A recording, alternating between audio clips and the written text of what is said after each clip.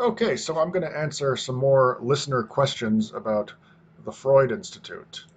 And here they are. So the first question is from Christian Miranda.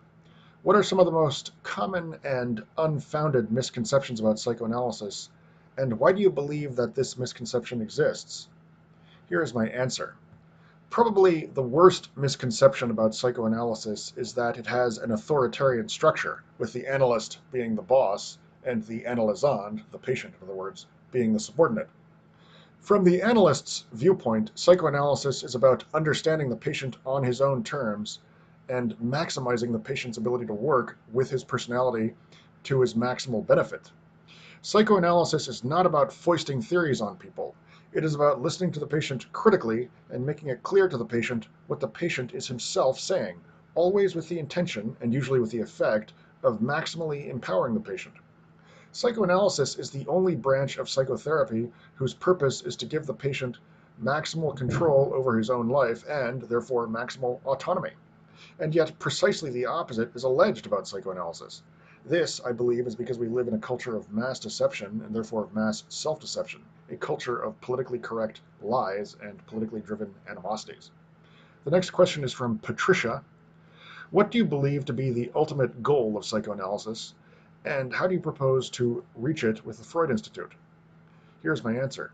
The ultimate goal of psychoanalysis is to the ultimate goal of psychoanalysis is to allow a person to gratify all of his most primal urges in a way that is consistent with the demands of society and also with that person's values.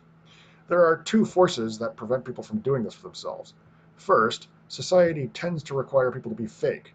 Second, people tend to be narrow and rigid when it comes to seeing possible pathways for themselves.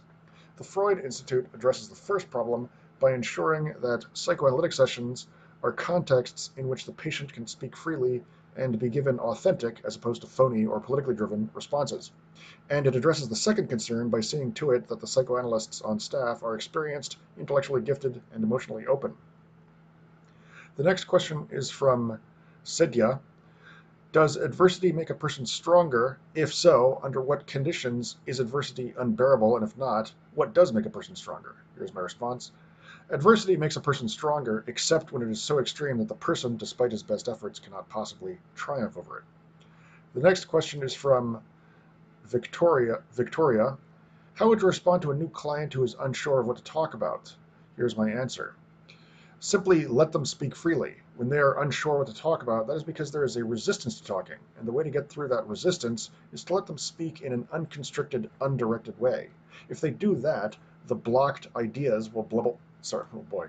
If they do that, the blocked ideas will bubble to the surface. Analysis often begins with a patient who claims to draw a blank, but who, after a little prompting, cannot stop talking.